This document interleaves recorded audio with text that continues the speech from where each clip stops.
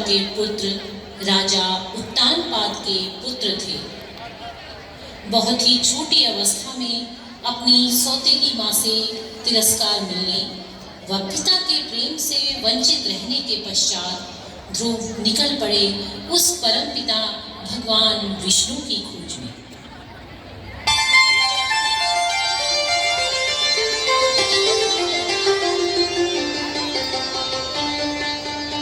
महारानी सुनीति की जय हो। महाराज उत्तानपाद दिग्विजय से लौटकर आ गए हैं। महारानी चलकर उनका स्वागत नहीं करेंगी? मैं वहां जाकर क्या करूंगी? उनका स्वागत करने के लिए तो पहले से वहां कोई उपस्थित है। क्षमा करें महारानी, पर आप बड़ी रानी हैं, पटरानी हैं। महाराज के स्वागत का अधिकार तो आप ही को प्राप्त है। अपने स्वागत का अधिकार, देने न देने का अधिकार तो महाराज के हाथों में है।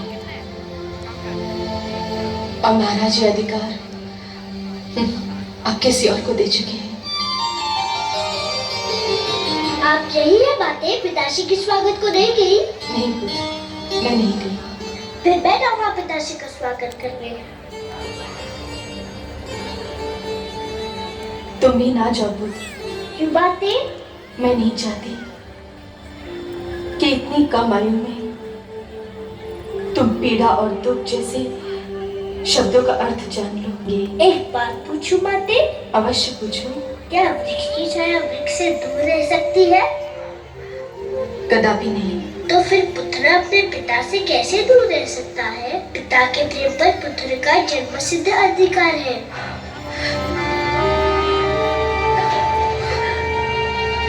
सारा झगड़ा ही तो अधिकारों का है पुत्र ध्रुव।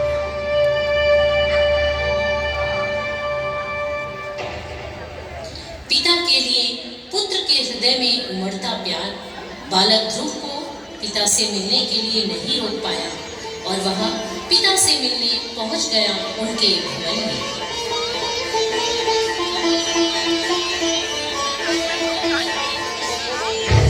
अरे राजकुमार ध्रुव, आप अंदर नहीं जा सकते। क्यों नहीं जा सकता? मुझे पिता महाराज से मिलना है। महाराज का आदेश है कि अंदर किसी को न आने दिया जाए। मैं राजकुमार हूँ और मेरा आदेश है कि मुझे अंदर जाने दिया जाए। सूर्य के प्रकाश को धरती पर पहुँचने से कोई नहीं रोक सकता। पिता और पुत्र के बीच में कोई नहीं आ सकता। हम महाराज के आदेश की अनदेखी नहीं कर सकते। और राजकुमार के आदेश की अनदेखी कर सकते हो? यदि हमने आपको जाने दिया तो महाराज हमें दंड देंगे। अगर तुमने मुझे रोका तो मैं तुम्हें दंड दूंगा। महाराज के डर से तुमको मैं बचाऊंगा, परंतु मेरे डर से तुमको कोई नहीं बचा सकता। पिताश्री, पिताश्री, पिताश्री।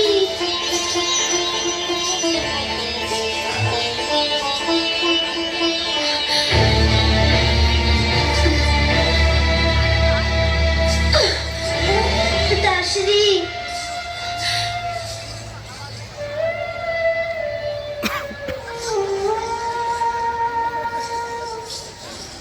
आप इतना बदल गए पिताश्री, विश्वास ही नहीं होता। मैं तो आपका बड़ा लाडला पिता था, कितना प्यार करते थे आप मुझसे, और आज आपके सामने मुझे धिक्कारा गया और आप चुप रहे। जब आप मुझसे लौटते थे तो सीधा माताश्री के पास जाते थे। आपकी बार आप मुझसे मिलने भी नहीं गए, ऐसा क्यों है पिताश्री? महाराज से क्या पूछता है? जाकर अपनी माता से पूछ कि महाराज अब उसके पास क्यों नहीं आते। आप भी तो माता है, आप भी बता दीजिए ना। मैं तो तेरी छोटी माता हूँ। माता छोटी बड़ी नहीं होती, माता तो बस माता होती है। आप स्वयं को छोटी क्यों कहती है? तो सुन, तेरी माता के दिन बीत गए। महाराज को अब उस भिखारन में कोई रुचि नहीं है। मेरी माता भिखारन नहीं है, वो राजभवन की महारानी है। महारानी थी वो, अब नहीं है महारानी। महाराज ने वो स्थान उससे छीनकर मुझे दे दिया है, और जो स्थान तेरा था वो अब मेरे पुत्र उत्तम का है, समझा? उत्तम मेरा छोटा भाई है, उसे जितना भी मिले मुझे उतना ही हर्ष होगा। मैं और कुछ नहीं चाहता, बस राशि का प्यार चाहता हूँ और उसकी गोद में बैठना चाहता हूँ। गोद में बैठने की इतनी इच्छा थी तो तुझे मेरी कोख से जन्म लेना चाहिए था। पर इसमें तो मेरा कोई दोष नहीं माते। दोष तेरा नहीं, तेरी माता का है। पिताश्री, महाराज तेरी कोई सहायता नहीं कर सकते हैं। अब तो भगवान ही तुझे महाराज की गोद में बिठा सकते हैं। जाकर भगवान विष्णु की तपस्या कर और उनसे प्रार्थना कर कि अगले जन्म में तुझे मेरी कोख से जन्म दे और महाराज की गोद में बैठने के योग्य बनाए। छोटी माँ सुरुचि के कठोर वचनों ने बालक ध्रुव के बाल मन पर गहरा आघात किया और वो बड़े ही उदास मन के साथ अपनी माता के राजमहल में वापस लौट आए। इसीलिए मैं तुझे वहां जाने से रोक रही थी। मैं जानती थी कि तू महाराज से मिलने जाएगा तो दुख लेकर ही लौटेगा। रानी सुरुचि के मन में हमारे लिए जलन और घृणा के सिवा और कुछ नहीं है। छोटी माँ ने तो किया, मुझे इसका दुख नहीं है माँ। दुख तो इस बात का है कि पिताश्री भी बस चुप रहे। उन्होंने छोटी माँ को रोका तक नहीं। वो केवल मुझे भूल गए होते तो मुझे इतना दुख नहीं होता। दुख तो इस बात का है कि वो अपने पिता के धर्म का पालन नहीं कर पा रहे। भूल जाओ पुत्र, भूल जाओ इन बातों को। मैं भगवान विष्णु से प्रार्थना करती हूँ कि महाराज की आंखें खुल जाएं। भगवान विष्णु? छोटी माँ भी यही डाल रही थी कि मुझे पिताश्री के गोद में बैठने का अधिकार अब भगवान विष्णु ही दिला सकते हैं। हाँ पुत्र, महाराज की गोद तो क्या, वो अपनी गोद में बैठने का भी अधिकार दिला सकते हैं। वो महाराजाओं के महाराज हैं, सम्राटों के सम्राट हैं, परम बलवान, सर्वशक्तिमान है। पुत्र, तुम देखोगे वो कैसे लगते हैं? हाँ, आओ, प्रणाम करो बेटा।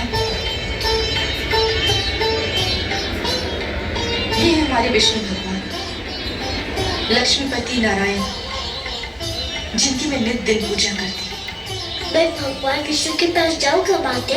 चले जाना पुत्र, अभी तुम छोटे हो, बड़े हो जाने के बाद अवश्य चले जाना उनके पास। वो सब ठीक कर देंगे। रात्रि हो गई है, चलो चल के सो जाते हैं। सब विष्णु भगवान पे छोड़ दो, वो सब ठीक कर देंगे। चलिए, चलो।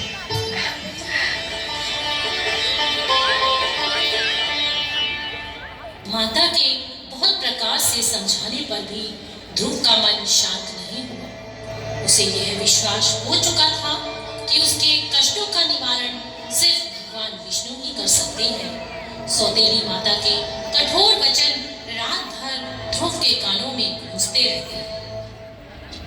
हे विष्णु भगवान, मैं तुमसे मिलने आ रहा हूँ, मगर मुझे ये तो पता नहीं कि तुम कहाँ रहते हो। मगर तुम जहाँ भी रहते हो मैं तुम्हें ढूंढ निकालूंगा।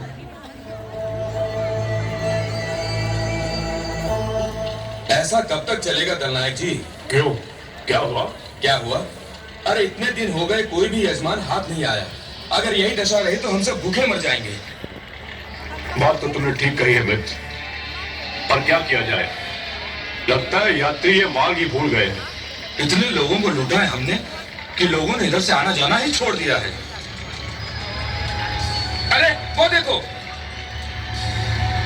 अरे शिकार आ गया।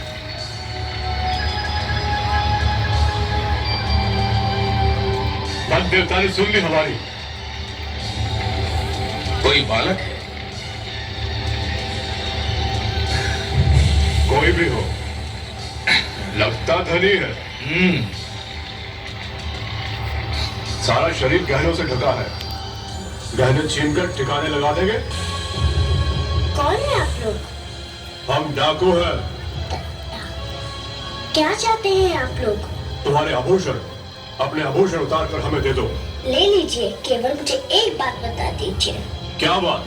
मैं अपने सारे आभूषण आपको दे दूंगा। मुझे बस ये बता दीजिए कि भगवान विष्णु कहाँ रहते हैं।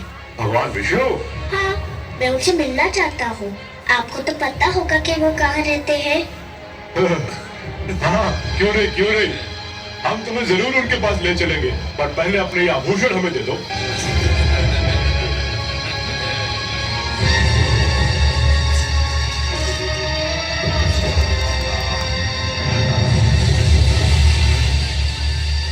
आओ हमारे साथ।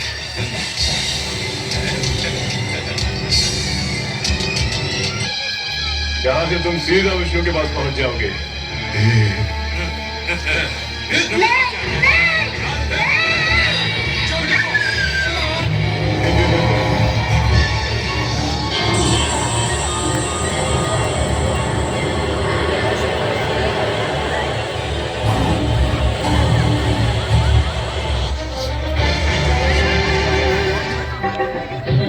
जग के भगवान आओ मुझे अपना, जग के भगवान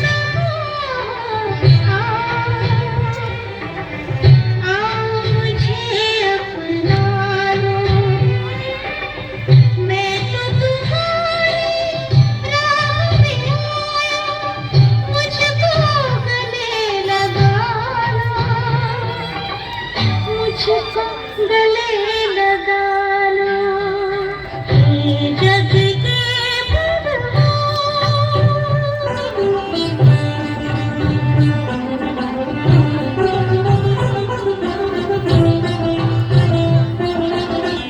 मैं सब तुमसे मिलने आया, अपना सब दुख कहने आया, जन्म दिया है दुख के लिए तो जग से मुझे उठा लो, जग से मुझे उठा लो, ये जग के भगवान।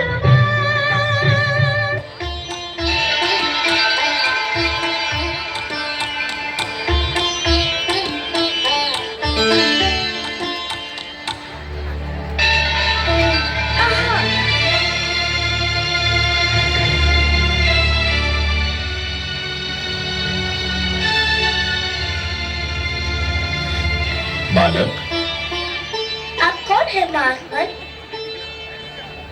तुम प्यासे हो और मैं तुम्हारे लिए जल लाया हूँ। क्या इतना जान लेना पर्याप्त नहीं है? मैं जल पीना नहीं चाहता, मैं भगवान विष्णु से मिलने जा रहा हूँ, बहुत लंबी यात्रा करनी है मुझे। जल नहीं पियोगे तो लंबी यात्रा कैसे करोगे? धर्म की साधना के लिए शरीर की रक्षा करना बहुत आवश्यक होता है बालक। लो, थोड़ा सा जल पी लो।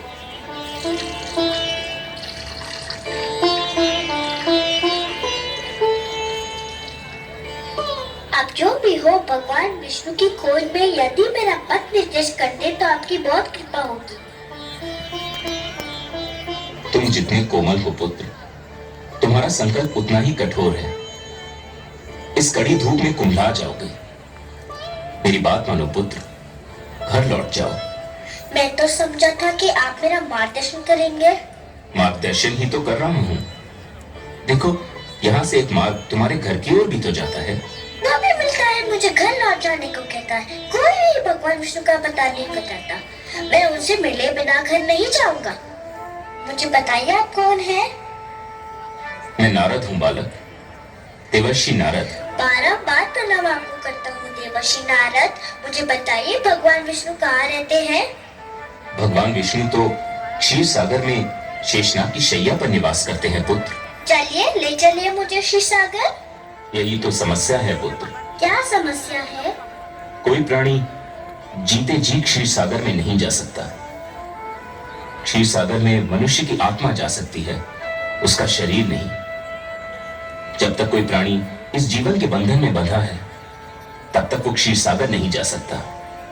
मृत्यु के पश्चात ही वहां जाया जा सकता है बालक। पर मैं तो जीते जी उससे मिलना चाहता हूँ। मैं मृत्यु से नहीं डरता, किंतु मैं उनसे मिले बिना मरना नहीं चाहता। तुमने तो मुझे चक्कर में डाल दिया पुत्र। एक बात कहूँ देवर्षि? अवश्य कहो पुत्र। मनुष्य तो मृत्यु के पश्चात ही उनसे मिल सकता है। पर पर वे स्वयं तो किसी भी जीवित प्राणी से मिल सकते हैं ना? मेरी बुद्धि की परीक्षा मत लो। तुम क्या कहना चाहते हो बालक? यही कि यदि मैं उनके पास नहीं जा सकता, पर वो तो मेरे पास आ सकते हैं ना? हाँ, ये तो संभव है, किंतु इसके लिए बड़ी कड़ी तपस्या करनी होगी। करूँगा, करूँगा, कड़ी से कड़ी तपस्या करूँगा। सोच लो बालक, बड़ी कठिन राह है ये, कष्ट ही कष्ट है इस राह में। भगवान विष्णु के दर्शन के लिए मैं हर कष्ट हंस के सह लूंगा। पहले तुमने मुझे प्रणाम किया,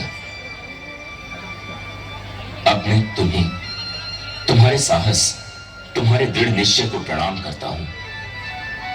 इतना छोटा बालक और इतना बड़ा संकल्प, इतना साहस। अच्छा तो सुनो, तुम्हें उस वन में जाना होगा, दूर अंदर तक। वहां जाके तुम्हें एक मंत्र का जाप करना होगा, निरंतर, तार तोड़े बिना। जाप एक पल के लिए भी नहीं टूटना चाहिए।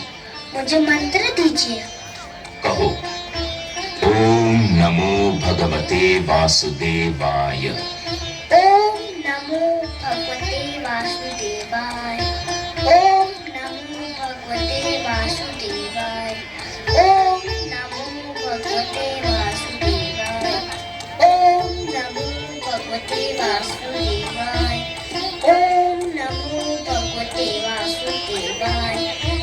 ओम नमो भगवते वासुदेवाय।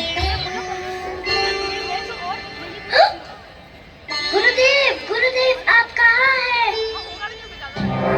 नारायण नारायण। क्या है वत्स? मैं यही हूं तुम्हारे निकट। क्या बात है? मुझे अभी अभी लगा जैसे भगवान विष्णु मेरे मन में आ गए हैं। मुझे लग रहा है जैसे भगवान विष्णु मेरे अंदर विराजमान है। अहो भाग्य, तब तो चमत्कार हो गया पुत्र। तुम्हारी तपस्या ने भगवान विष्णु का मन जीत लिया। मुझे तुम पर गर्व है। अब और क्या पाने को शेष रह गया है? अभी तो भगवान विष्णु केवल मेरे मन में आए हैं। तो फिर और क्या चाहिए तुम्हें? मैं चाहता हूँ कि भगवान विष्णु मेरे सामने आए। मैं उन्हें देखना चाहता हूँ। किंतु क्यों? मैं उनसे बात करना चाहता हूँ, उनसे कुछ पूछना चाहता हूँ। उसके लिए जो करना पड़ेगा पुत्र, वो तुमसे नहीं होगा। आप बताइए तो सही। मैं अपने भगवान को देखने के लिए कुछ भी कर सकता हूँ। परंतु उससे तुम्हारे प्राणों पर भी संकट आ सकता है पुत्र। मुझे अपने प्राणों की चिंता नहीं, मुझे तो बस भगवान विष्णु को देखना है। आप बताइए मुझे क्या करना होगा? नारायण नारायण। अच्छा तो सुनो, यदि तुम अपनी इच्छा की पूर्ति चाहते हो तो तुम्हें अपनी श्वास को रोकना होगा। कैसे? सुनो पुत्र, एक बार ओम का उच्चारण करके पूरी शक्ति से अपनी श्वास को अंदर खींचकर मन ही मन ओम नमो भगवते वासुदेवाय का तब तक जाप करो जब तक स्वयं भगवान विष्णु तुम्हारे नेत्रों के सम्मुख साक्षात न आ खड़े हो।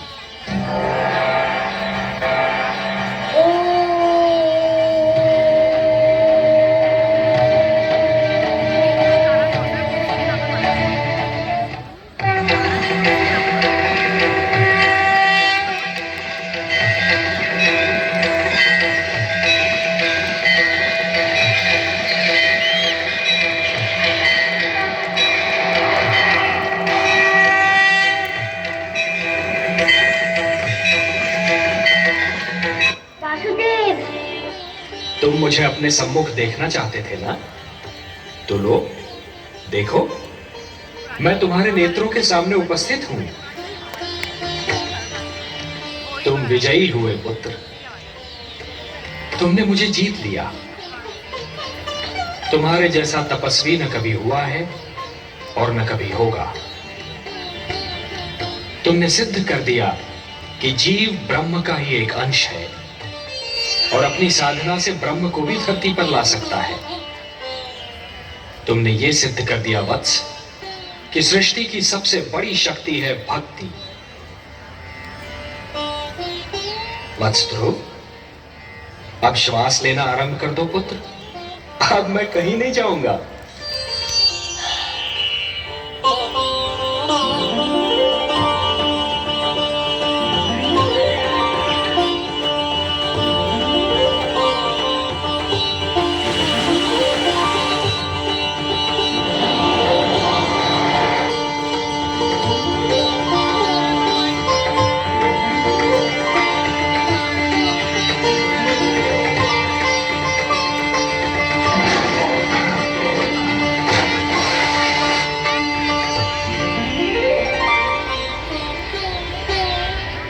मुझसे मिलना चाहते थे, मैंने तुम्हारी इच्छा पूर्ण कर दी।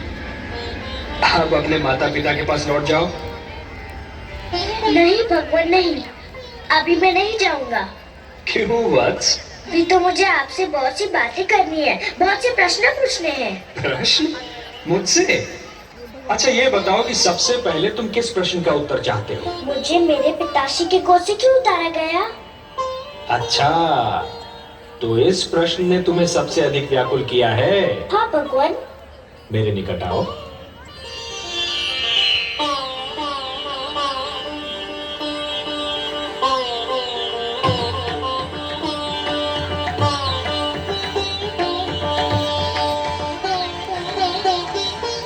मेरी गोद में बैठ जाओ।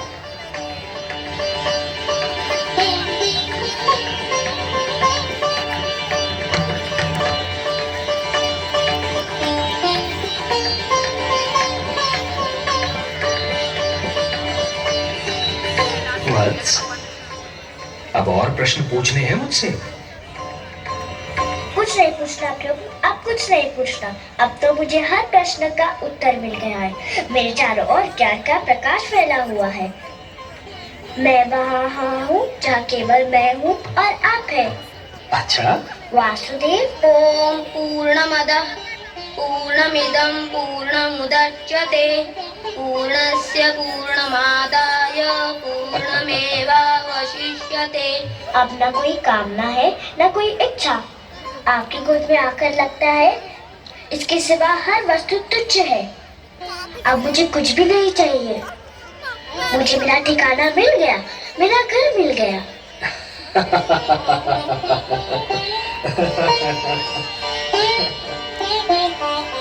हरि सुमिरन कर लीजिए मनवा, हरि सुमिरन कर लीजिए। हरि नाम का अमृत पी कर भव सागर तर लीजिए। हरि सुमिरन कर लीजिए।